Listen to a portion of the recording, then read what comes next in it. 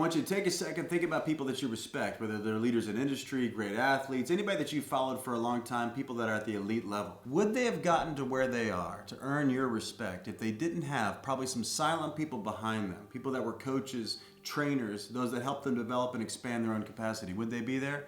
I doubt it. For those people, having the best coaches they could get is a no-brainer. It's the same in your life and your career. The best coaching is crucial. So in order to get the best coaching, it's vital for you to be clear on a few things. Hey, I'm Adrian. I'm a leadership coach to company founders, entrepreneurs, and corporate execs, and welcome to Naked Leadership. In this video, I'm going to give you 4 crucial questions to ask yourself before you ever hire an executive or a leadership coach. So if you have personal clarity on these questions, you're going to be able to get the most out of any kind of relationship you jump into with a leadership coach. So let's dive in. Question number 1 to ask yourself: am I committed to being brutally honest with myself and the coach as we jump into these conversations together? If you're not willing to be fully honest, then please stop yourself from paying all this money. So why be this brutally honest? My experience is that most leaders that are building something have a lot of private challenges. The challenges aren't the hard part. It's the privacy that's the hard part. Reality is this, is that if we don't put things in the light, we actually can't experience truth, and with truth comes freedom.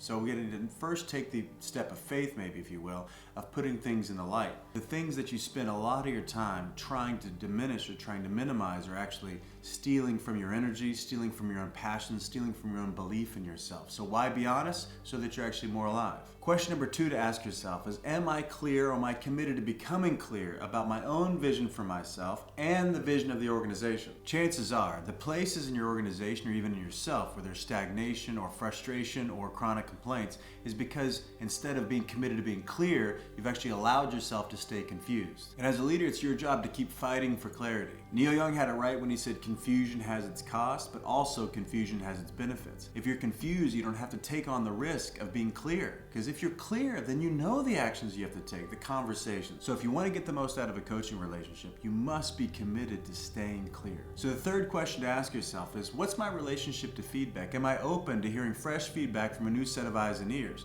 Or am I just there to justify what I already think about everything? It's a pretty important question. If you are open to feedback, there's going to be this big invitation for you to take some new action, something that feels uncertain to you, something that you're maybe clumsy about, trying on something new.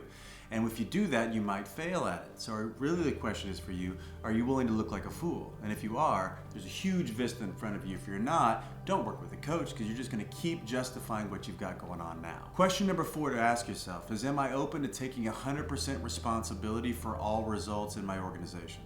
And I'm talking both the great things that are happening, owning that, and also the shitty things that are happening and owning that.